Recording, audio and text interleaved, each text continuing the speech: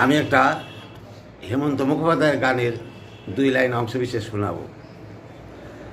কাটি না সময় যখন আর কিছুতেই, বন্ধুর টেলিফোনে মন বসে না, জানলার গ্রিলটাতে ঠেকাই মাথা, মনে হয় বাবার মতো কেউ বলে না, আয় খোকু আয়, আয় খোকু আয়।